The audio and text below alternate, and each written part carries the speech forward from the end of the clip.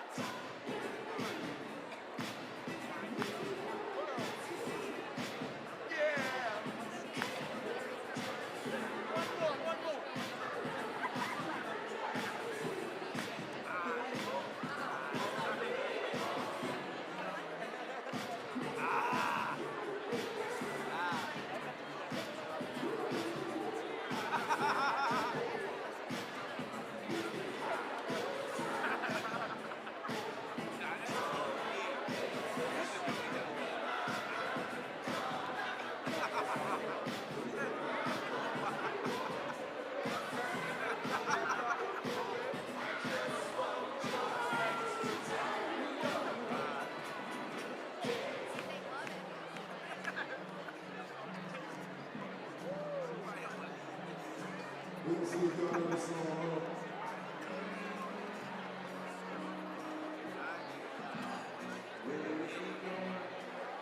the song,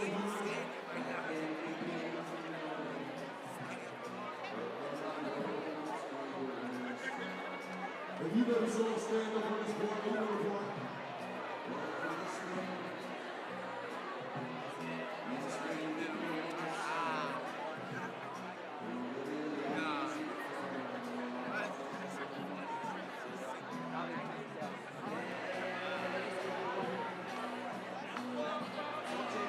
Somebody put those signs up. Y'all ready? Y'all ready?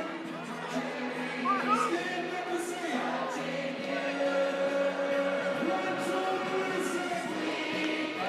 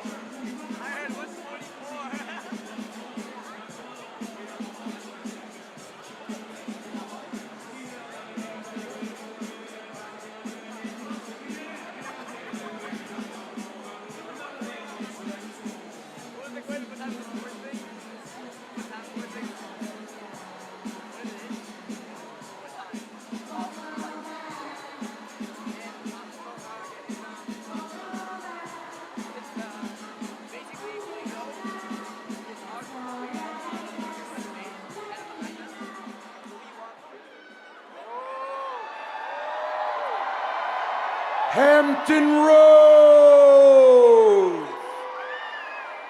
Hampton Roads. Are you ready? Are you ready?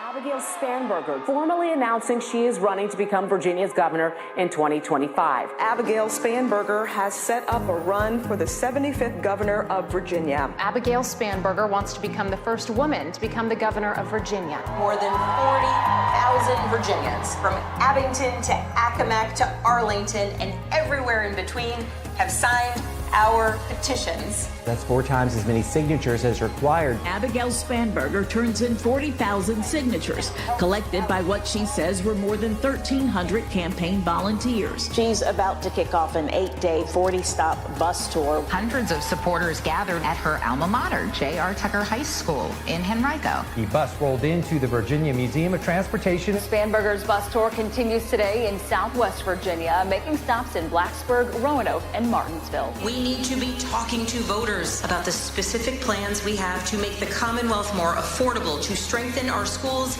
and create opportunities for all our kids. Abigail Spanberger unveiling her plans to make housing more accessible and affordable in Virginia. She plans to lower the cost of prescription drugs while holding pharmaceutical companies accountable. Spanberger's proposal also addresses recent cuts to federal jobs. Her plan also highlights ways to increase overall job opportunities throughout Virginia, starting with investing in education. Spanberger believes public funding should be used to make schools the best that they can be. The costs for families across Virginia in housing, in healthcare, in energy, because everywhere I travel, people talk about how every day just gets a little harder. Ms. Spanberger, why should you be governor? 30 seconds. When I served as a federal agent at CIA and then in Congress, I always endeavored to put Virginians first. As governor, I will do the same thing. Who do you think won tonight's debate? You know, I think at the end of the evening it was a pretty good night for Abigail Spanberger. I think Abigail Spanberger came away as a winner. Former President Barack Obama is endorsing Abigail Spanberger in the Virginia governor's race. I am proud to endorse Abigail Spanberger for governor. Abigail will stand up for Virginia families. She'll work to build an economy that works for everyone. We need to put Virginia and Virginians first, period, full stop. Every vote counts. So turn out and vote for Abigail Spanberger for governor on November 4th.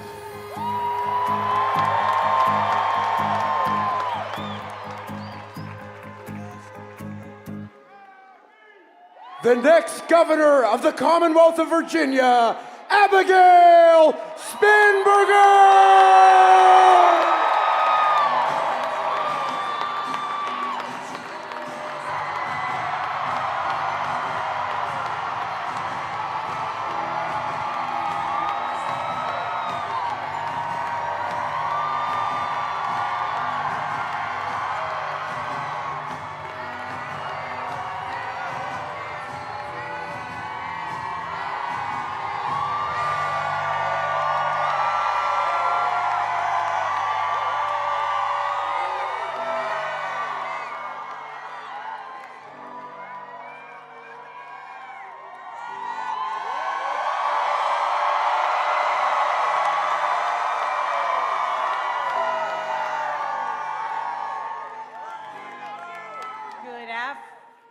Good afternoon, Virginia.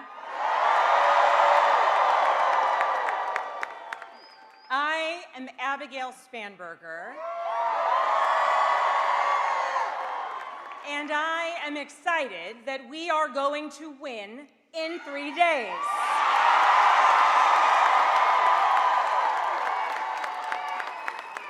Thank you all for being here today. What an incredible crowd. And what an incredible moment this is for Virginia. I am thrilled to be here in Norfolk, and I am honored to be joined on stage in a few minutes by President Barack Obama.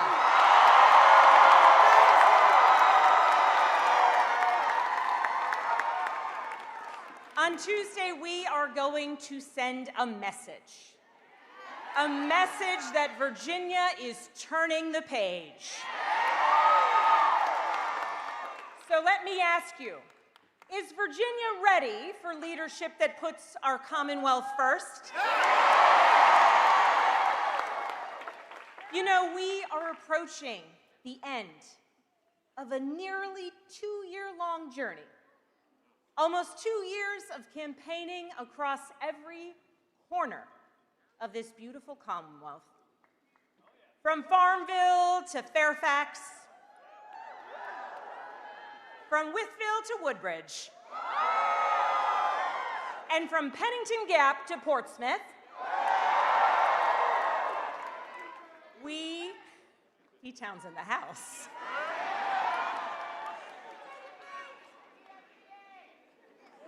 We have 3 more days until the end of this chapter. And Virginia, do you know what makes this moment so special? It's all of you, because on Tuesday night, the whole country will be watching what it is that we do.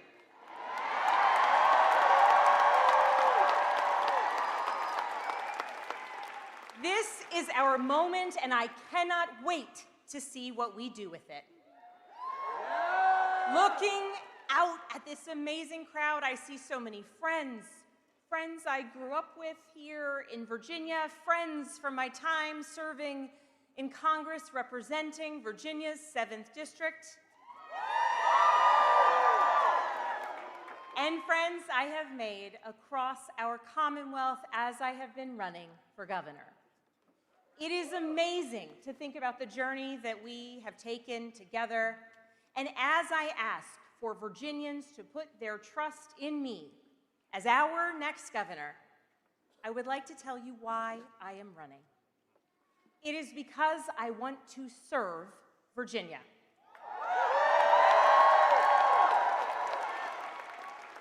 I grew up in Henrico County, and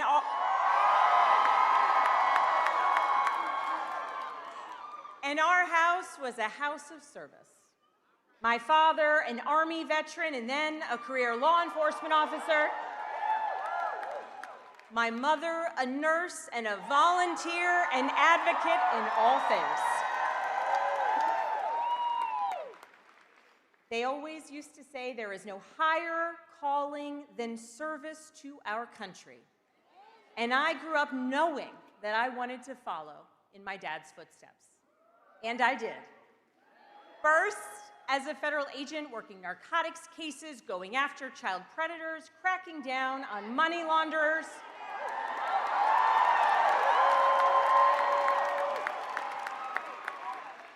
And from there, I went on to serve as a CIA case officer, working counterterrorism cases, serving undercover, working to keep the American people safe.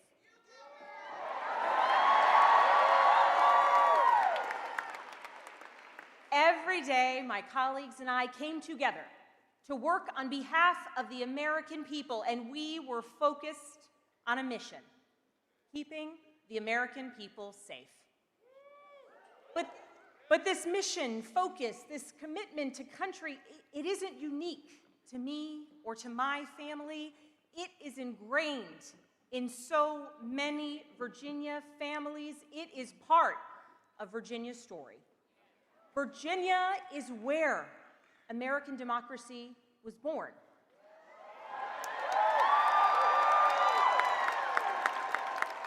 And Virginia is where we are still working to perfect it today. Virginia is where James Madison built the framework for a constitutional system strong enough to move a young nation away from tyranny. And Virginia is where Barbara Johns, a young 16-year-old student from Farmville, led a student walkout that became part of the Brown v. the Board of Education case.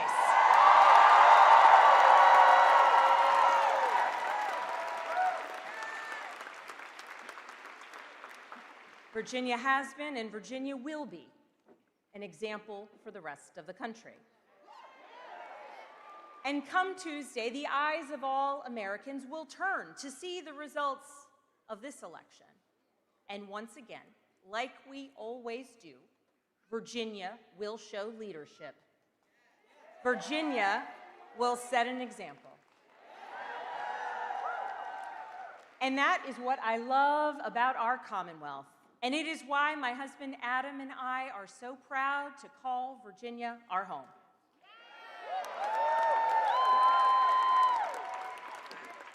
You see, back in 2014, we were living on the West Coast, stationed there with my job at CIA after spending time overseas.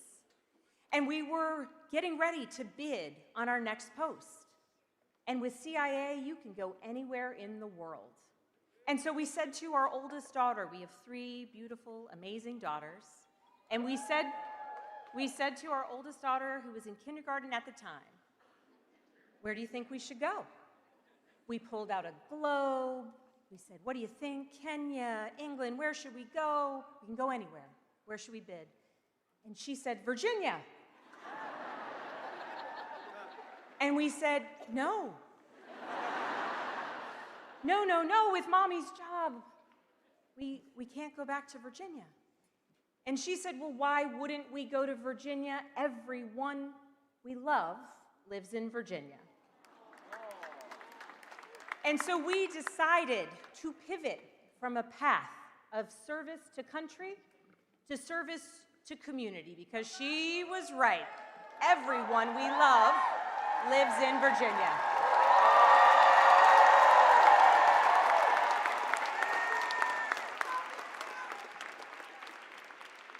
And now there are so many more people we love across Virginia. We came back home and we invested in the community that had made my husband and I who we are. I volunteered with Moms Demand Action. I started a Girl Scout troop. And then in 2017, I decided to run for Congress. And I'll be honest, and many of you were there, back then they told me it was a crazy endeavor. No Democrat had won the 7th district in 50 years. And my predecessor had won his race by 15 points just 2 years prior. But I saw what Donald Trump was doing with his executive power and how he was pitting neighbor against neighbor. And I saw my member of Congress over and over again vote to repeal the Affordable Care Act. And I knew I had to do something. So spoiler, I won.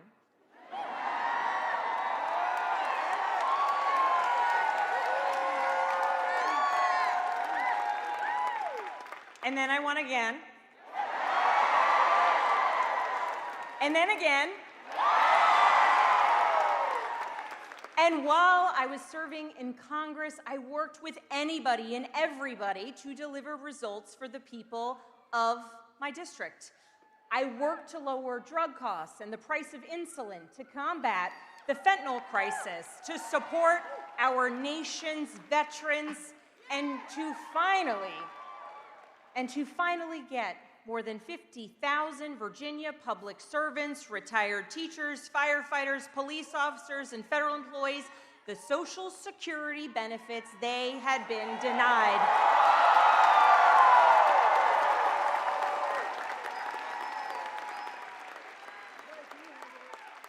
They had been denied for 40 years. That is the job of a public servant. And you might not know it looking at the news these days, but it's true. Come January, when I'm sworn in as the 75th governor,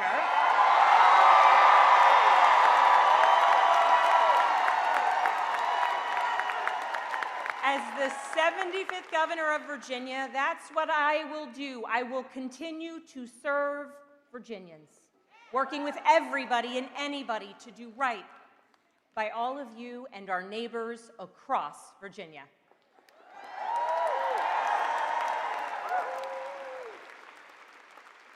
Now, I don't have to tell you all the stakes of this election. They are high. And with the political turmoil coming out of Washington right now, this election is an opportunity.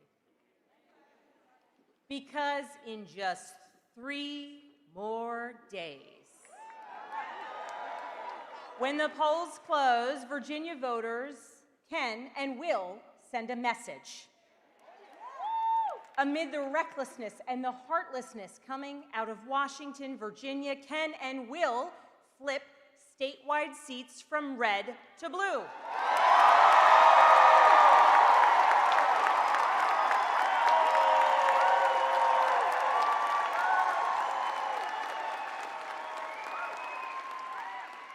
We're the only state, in our case a Commonwealth, the only state in America that can say that this year, the only one.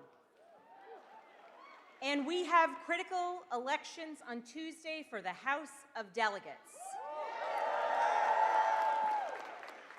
We have candidates running in all 100 districts this year.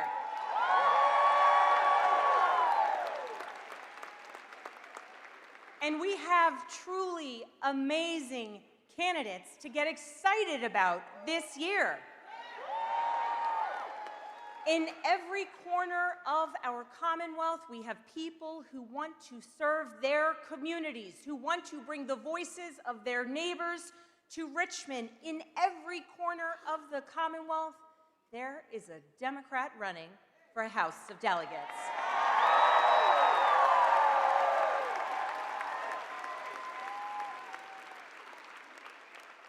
And at this moment, it is on us to send a message. On every major issue facing Virginia's families, my opponent is focused on the wrong things. Now, in Virginia, we need a governor who will recognize that Virginians are struggling to afford the rising costs in healthcare, housing, and energy. We do not need someone who will support a terrible law that will raise costs on housing and energy while giving tax breaks to billionaires and corporations, all the while decimating Virginia's healthcare. We need a governor who will support the thousands upon thousands of Virginia's families whose livelihoods have been disrupted or destroyed because of DOGE and now this government shutdown. We do not need someone who has said that losing a job isn't a real issue when we have Virginians who have dedicated themselves to service to our country, who have lost their jobs because of bad policies.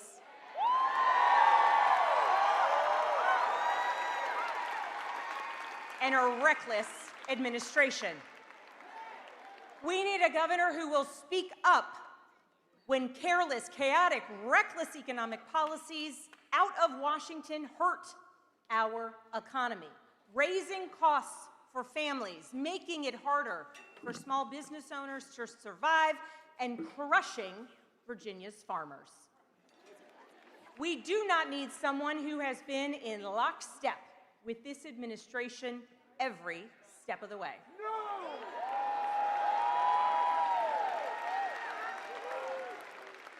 Now, make no mistake about it, these attacks on Virginia's economy are creating challenges. And we need a governor who will stand up against them and also plan for a brighter, better future. Abigail!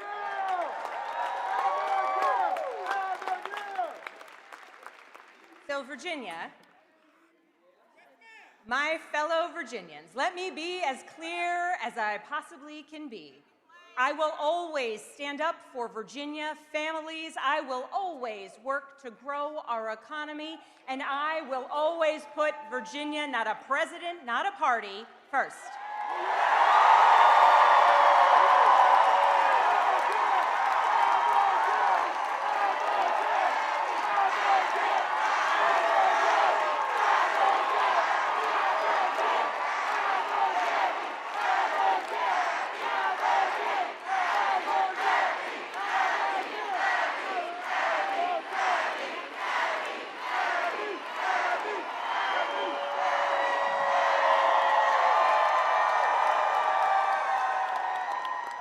Abby is much easier than Abigail, isn't it? And much better than Spanberger. So let me tell you what the next 3 days are really about. They're about you, and they're about all of us deciding what kind of Virginia that we want to wake up to on Wednesday morning. It's about you. And it's about all of us deciding whether we want to live in a Virginia that fights for working families or one that doesn't. It's about you and all of us deciding whether we live in a Virginia that protects our freedoms or one that doesn't. And all of us are the ones that will make that choice. All of us, we have that power. But the results on Tuesday, they don't just reflect what it is that we are against. The results on Tuesday will be a reflection of what it is that we are for.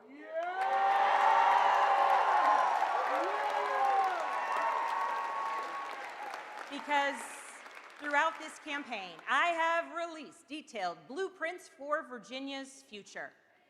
Because you deserve to know what I am for. And what I want to do for you when serving you as your governor.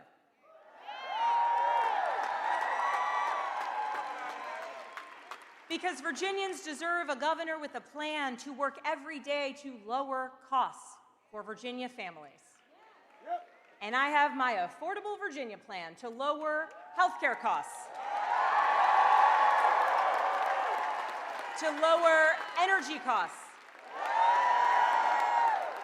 and to make it more affordable for Virginians to buy a home, rent a home, or stay in their home.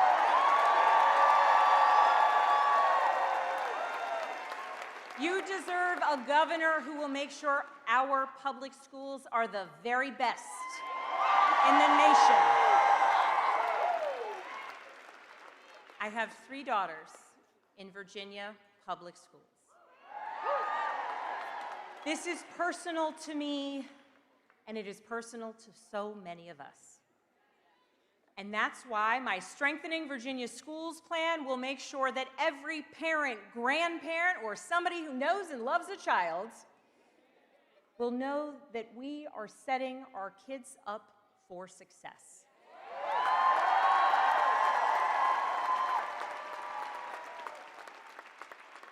And you deserve a governor who will work with Democrats and Republicans to grow our economy and not stand by while Virginia's workforce is under attack. You deserve a governor who will work to bring good-paying jobs to every corner of our Commonwealth. And that's my Growing Virginia plan.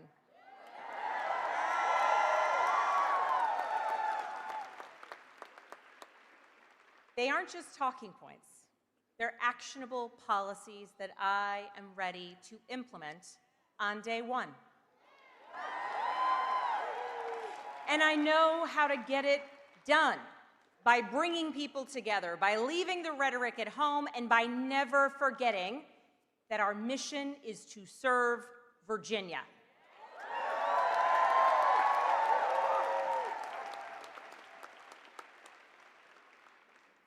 That's what's at stake on Tuesday. So now voters have a choice to make, and I know there's a lot to consider.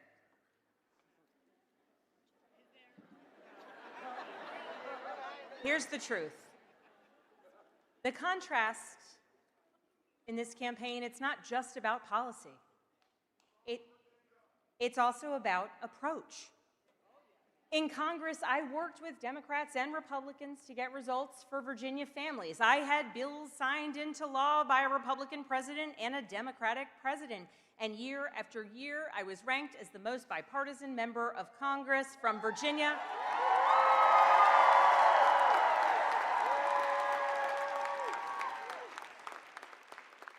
And I was ranked as the most effective legislator in both the House and the Senate on agriculture issues. And my friends, I grew up in the suburbs and cannot even keep a basil plant alive.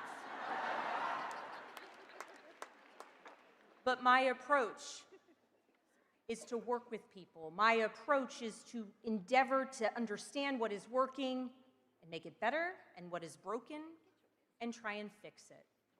And as governor, I will work with anyone and everyone to get the job done for Virginians.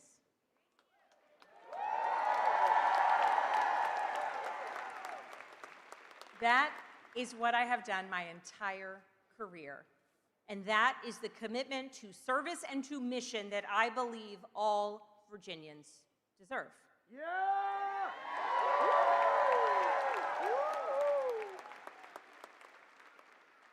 Because the next time a little girl tells her family that she wants to move home to Virginia, I want that little girl's parents to be able to afford a house in the community that they want to live in.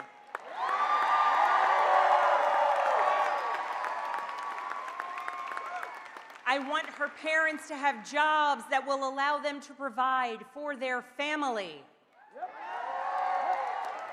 I want that little girl to go to a school where she is safe within its walls and where her teachers are well paid and well respected.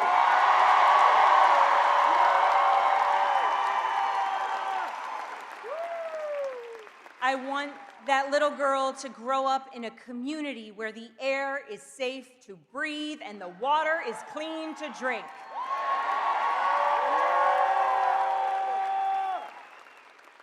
And I want that little girl to grow up in a commonwealth where her rights will be respected as she grows older.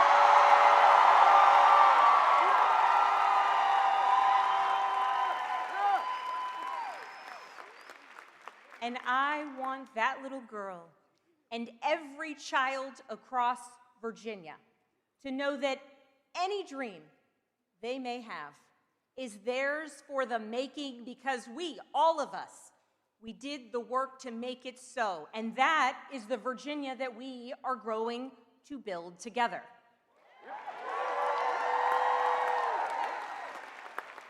And that is why on Tuesday we will elect a governor who follows through for a safer, stronger, and more affordable Virginia. That focus on public service and delivering results instead of following an extreme agenda. That focus is what I learned, not just from my parents or my time at CIA, but from watching leaders who got it right. Leaders like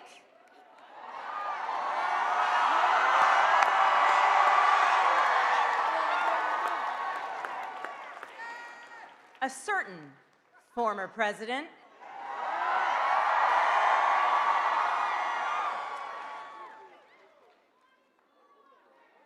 You know, I remember a time, not that long ago really, when we had a president who believed in working for all people, who believed in building coalitions to get things done, a president who helped millions of Americans finally afford the cost of their health care.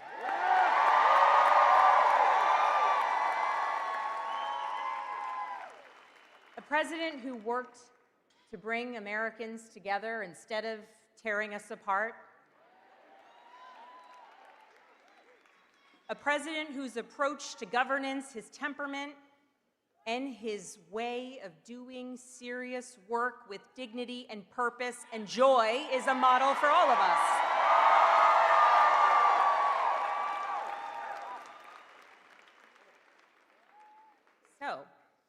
with that, I am thrilled to introduce you all to someone I am honored and grateful and humbled to have supporting me in this campaign, someone who represents the very best of public service, someone who is ready to help Virginia send a message on Tuesday. Virginia, are you fired up? Virginia, are you ready to go? So please, will you join me in welcoming back to Norfolk the 44th President of the United States of America, President Barack Obama.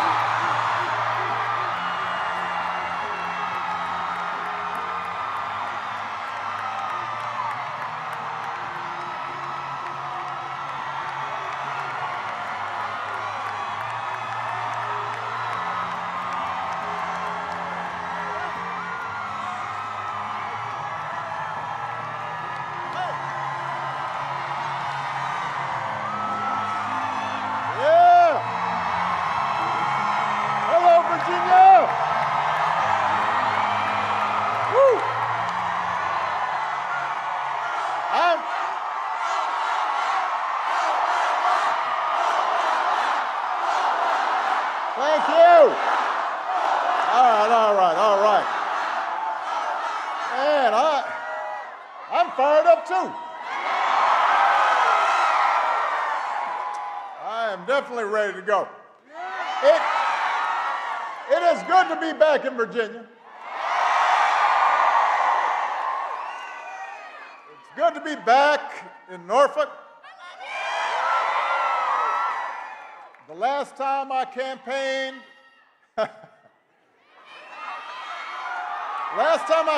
in Hampton Roads, I was running for re-election.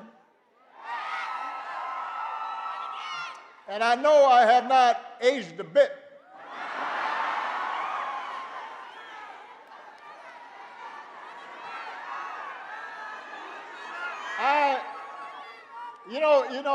It is an issue. You know you've been around a long time when you're in a photo line and some tall guy, with a beard comes up and you're taking a picture. What's your name? And then pulls out.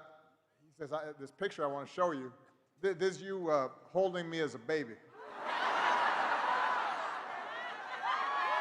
And you're all, "Oh man, really? I'm old."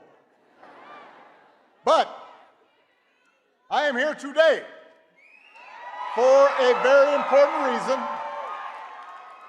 I am here to ask you to vote for the next governor of Virginia, Abigail Spanberger.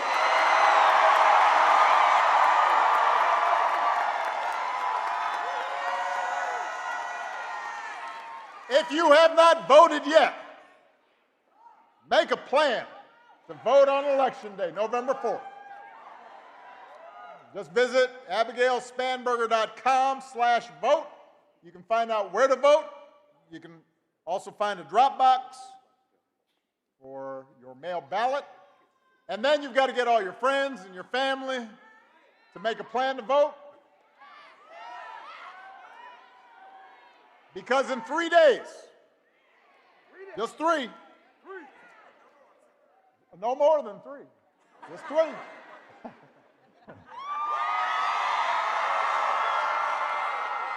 In 3 days, we have a chance to elect a leader who will help build a better, stronger, brighter future for Virginia.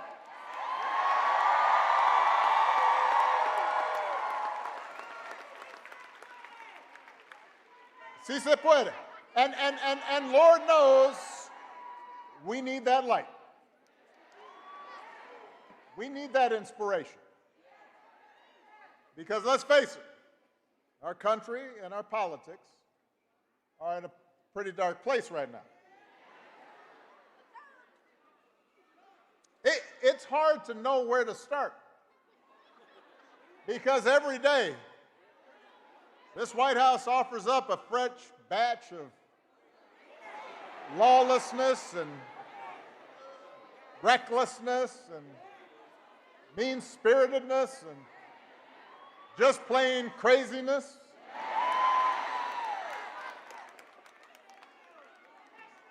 We got a president who thinks it's okay to use the Justice Department to go after his political opponents. Hey, wait, don't boo. Vote. They don't hear boos, they hear votes. So we've got a president who replaces career prosecutors with loyalists who will do what he wants, and now he's telling them what he wants is for them to hand over millions of taxpayer dollars that he had to pay in expenses for previously violating the law.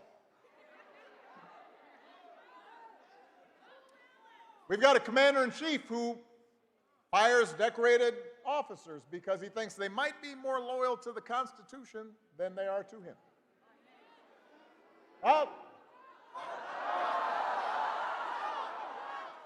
He's deploying the National Guard in American cities, claiming to stop crime waves that don't actually exist. We've got masked ICE agents pulling up in unmarked vans and grabbing people, including U.S. citizens, off the streets on the suspicion that they don't look like real Americans.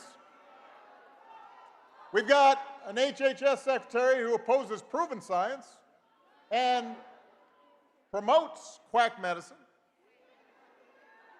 A top White House aide who calls Democrats, the whole party, domestic extremists. We've got some poor labor economists who got fired for accurately reporting bad jobs numbers that the president didn't like. I mean, it's like every day is Halloween. Except it's all tricks and no treats.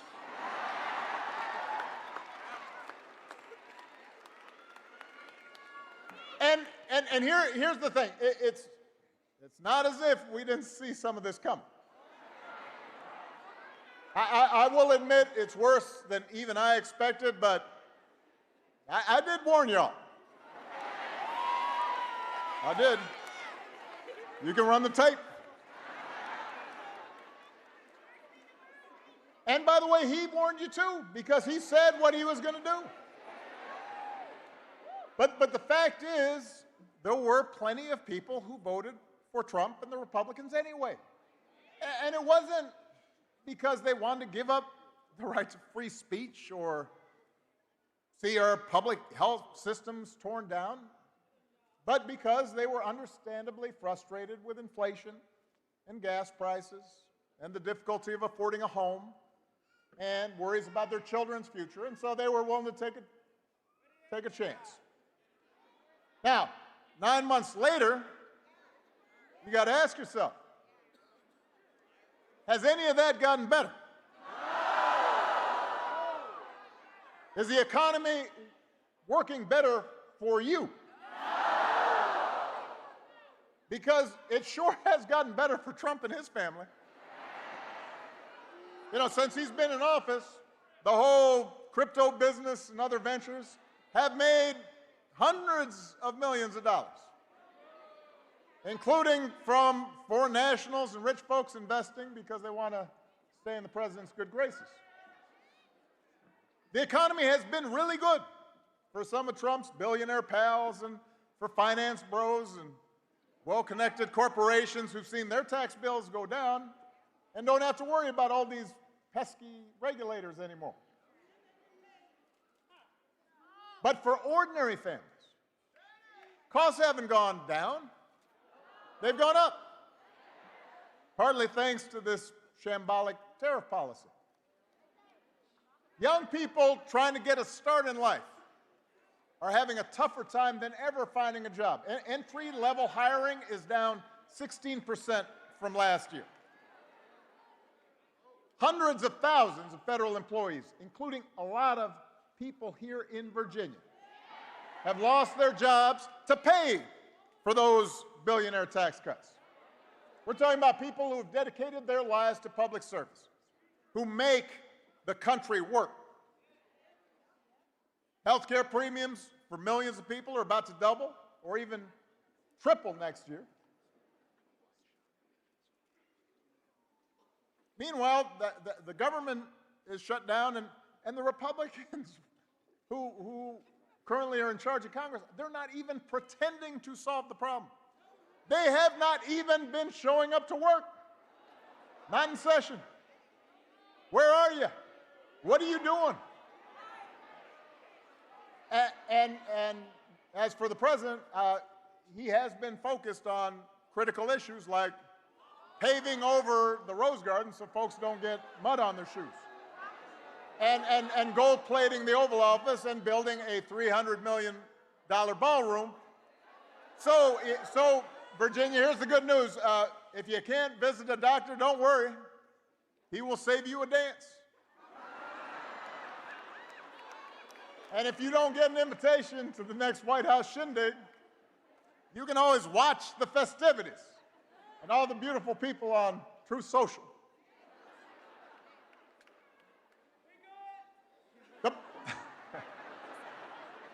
The point is, there is absolutely no evidence Republican policies have made life better for you, the people of Virginia.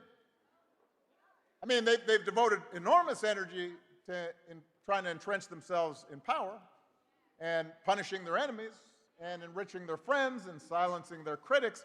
They put on a big show of deporting people and targeting transgender folks. They never miss a chance to scapegoat minorities and DEI for every problem under the sun. You got a flat tire? DEI. Huh. Wife mad at you? DEI.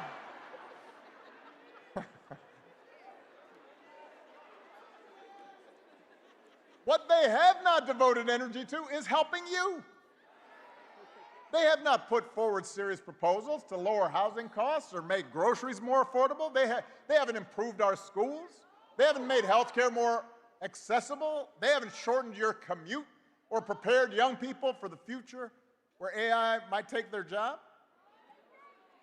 And all the nonsense we see on the news every day, the over-the-top rhetoric, the fabricated conspiracies, the weird videos of a U.S. president with a crown on his head flying a fighter jet and dumping poop on protesting citizens, all of that is designed to distract you from the fact that your situation has not gotten better. They do it so you won't notice that while they're helping the wealthiest, most powerful people in the country consolidate more wealth and more power, your bills are still going up. And you're waiting longer at airports because there aren't enough air traffic controllers. And the program helping your kid with special needs was just gutted. So that is what's happening. And the good news is there's something you can do about it. Right here, right now. Because you've got a candidate for governor who's got a track record of getting stuff done. Somebody who sees you and has been with you and knows your struggles and will fight for you every single day. Virginia, it's time to point America in a better direction by electing Abigail Spanberger as your next governor.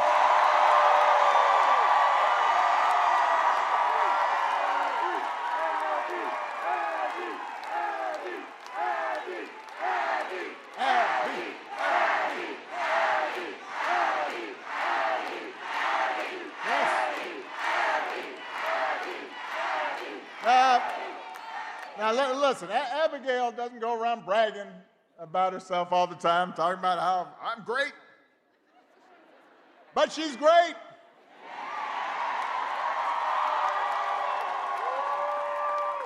As a former federal law enforcement officer, as a CIA case officer working on counterterrorism, she knows what it takes to keep communities safe.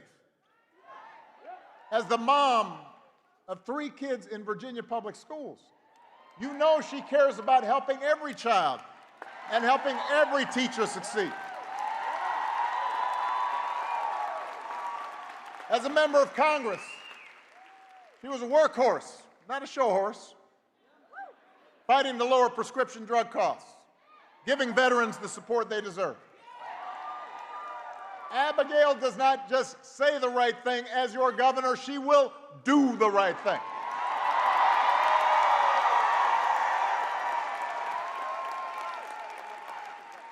She understands the government can make a difference in people's lives by educating our kids for the jobs of the future, keeping our air and water clean, protecting consumers from fraud and dangerous products, providing a safety net for seniors and folks with disabilities, investing in the infrastructure and scientific research that drives economic growth. But Abby also knows that good intentions aren't enough. She understands that we can't afford to waste taxpayer dollars on programs that don't work. And she understands that instead of just trying to tear government down, it's her job to make it work better. So Abigail has real, practical plans to grow the economy and strengthen Virginia's schools and lower the cost of everything from housing to health care to energy. And she is willing to reach across the aisle to make it happen. She has shown that she can do it.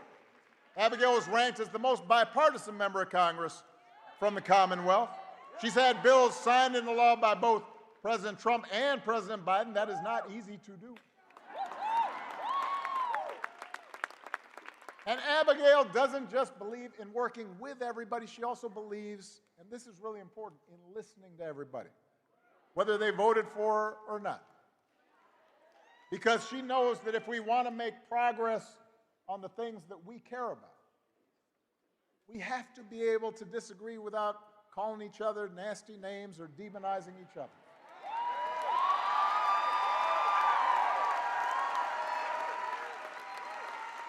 So at a time when our politics feels broken, we need desperately leaders like Abigail, public servants who are in it for the right reasons and are focused on the future, and who will always stay connected to the people they were elected to serve. Now, her opponent, not so much. When someone asked her, and I'm just following this from a distance, when someone asked her apparently about all the federal workers fired by this administration, given how important that is to Virginia, apparently Abigail's opponent said she wanted to talk about real issues. Didn't understand why these job cuts are, quote, a huge thing. Now, I don't know about you, but seeing your neighbors and your friends, your customers, maybe some of your family members, suddenly out of work, even though they've dedicated their lives to serving people, having trouble making their mortgage, maybe it's just me. Seems like a pretty big thing to me, pretty huge. And I'd want a governor to be paying attention to it.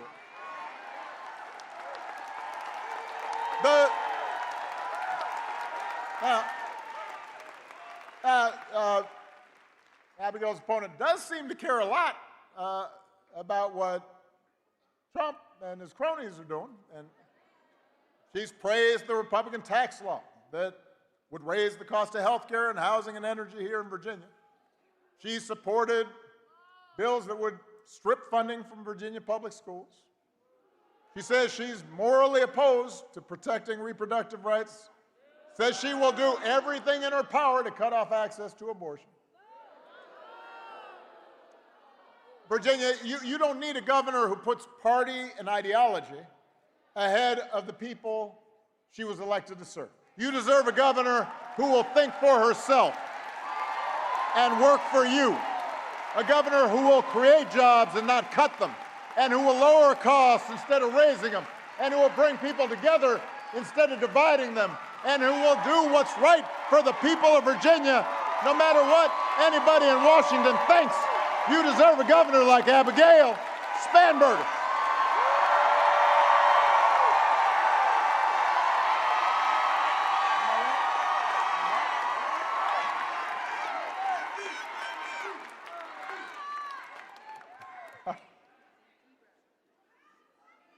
Because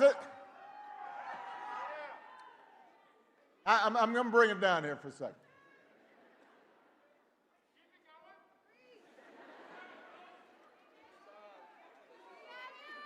Because at the end of the day, what this election's about, what politics in a democracy is always about, is values. What do we care about? What do we believe? What do we prioritize? What are our core convictions? You know, a lot of people have asked me lately whether I'm surprised by the direction the country's taken. And even though I am the hope and change guy,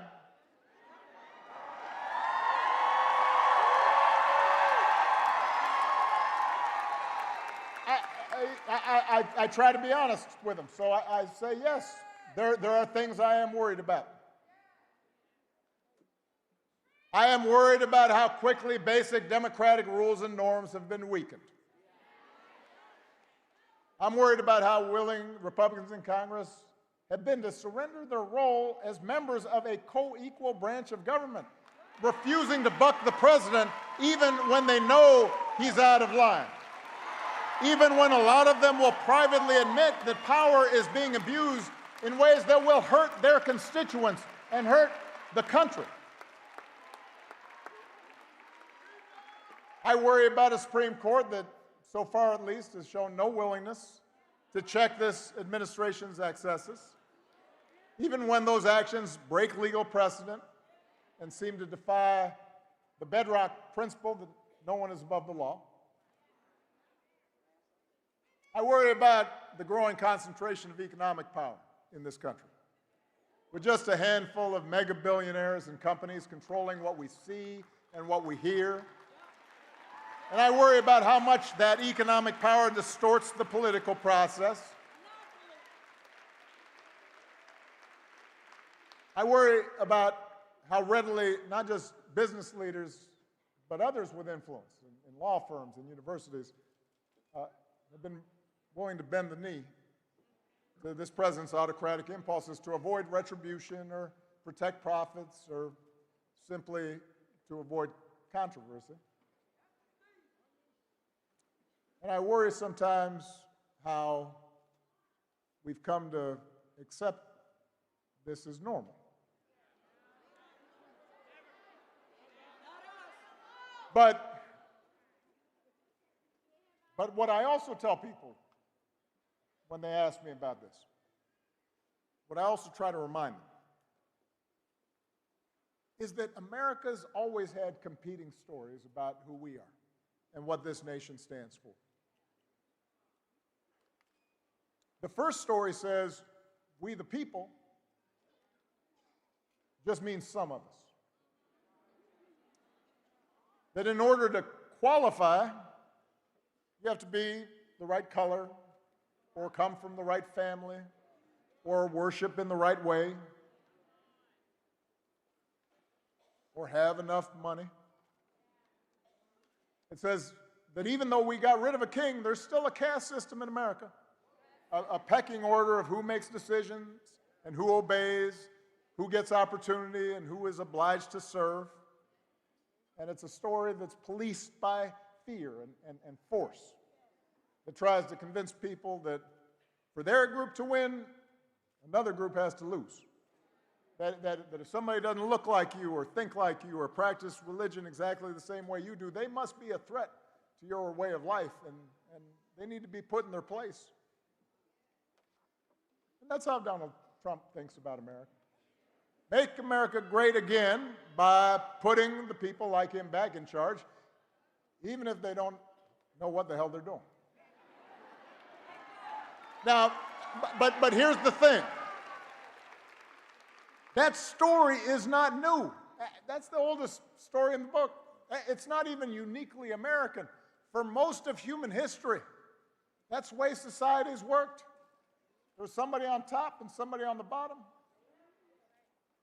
There were lords and there were peasants. And for a long time, that story of caste and privilege and concentrated power, that was the law of the land here in America. If you looked like me, you were likely treated as property. If you were a woman or a white man who did not own property, you could not vote. For a long time, if you were an Irish or Italian immigrant, we're not hiring. If you're Jewish or Asian, don't bother applying to our school. If you were Native American, you weren't even treated as an American, even though you were here. But from the very start, there was another story, born of this nation's true revolutionary spirit. A story that says we the people means what it says, that all of us are included, that we are not subjects, we are citizens, defined not by race or religion or gender or sexual orientation, but by our commitment to a common creed and a willingness to accept not just the privileges, but the responsibilities that come with that citizenship.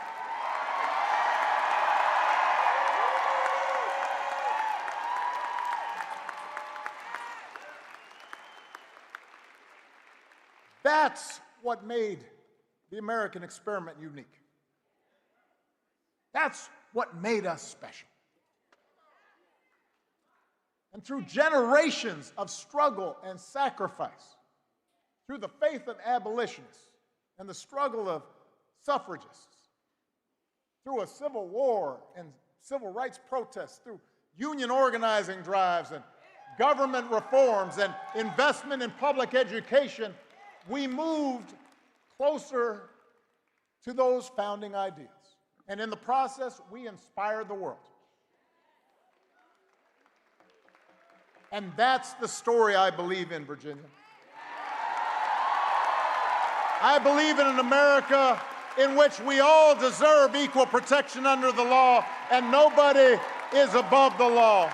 I believe in an America where every child has a chance at a good education and anybody who's willing to work and find a job or start a business and make a decent living. An America where opportunity isn't just reserved for those who were born into privilege or happen to have the right connections.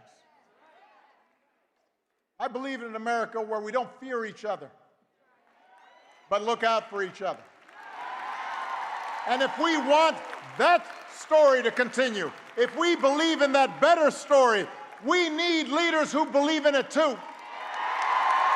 We need leaders who will tell the truth and who will take responsibility and tackle hard problems and bring people together instead of tearing them apart. We need leaders who won't serve bosses in Washington or big corporate donors, but instead will serve the people who put them there.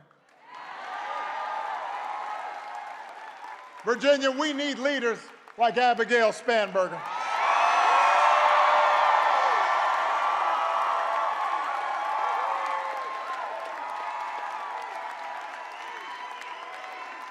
But here's the thing. As good as Abigail is, she can't do it alone. Because the truth is, all of us are being tested right now. Trump and the Republicans, they want you to think It's part of their story that things only happen from the top down, that a few people in power make decisions, and the rest of us have to live with the consequences. But real change has always come from the bottom up, from ordinary folks who look around and say, we can do better, and then join together to make change happen. So it's up to us as citizens to stand up for the values we hold dear. If we want a country that believes in free speech and the rule of law, then we have to fight for it, even when it's hard or inconvenient. If we are opposed to violence against people we disagree with or who look a certain way, then we have to speak out when those values are violated. If we believe in honesty and hard work and treating other people the way we want to be treated, then we have to model it in our own lives, in our workplaces, in our schools, our neighborhoods, our places of worship. And if we want a government that is responsive and honest, that works for the many and not just the few, then we have to get out there and vote for it.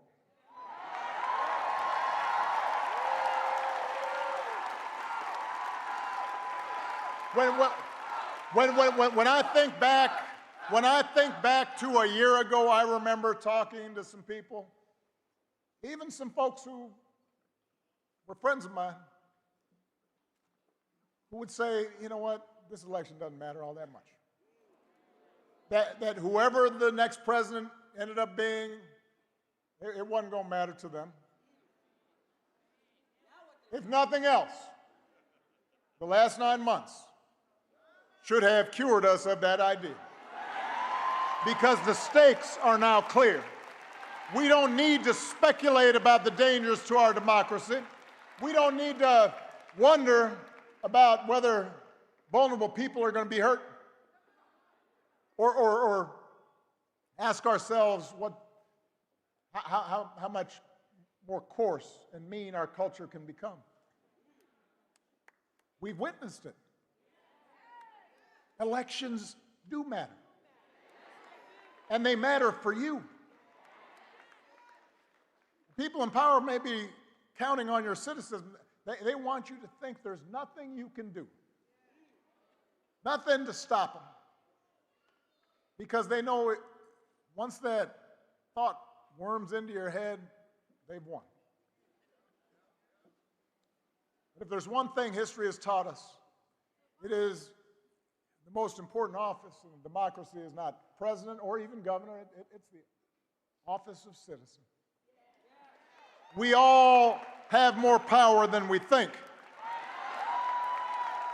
We just have to use it. So if you believe in that better story of America, do not sit this one out.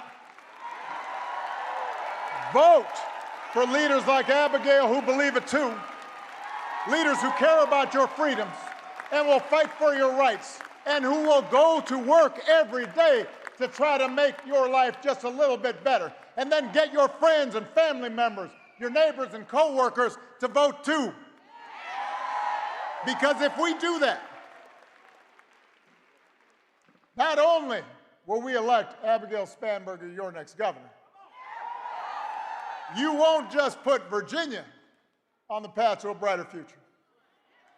You will set a glorious example for the nation. Thank you, Norfolk. God bless you. God bless these United States of America.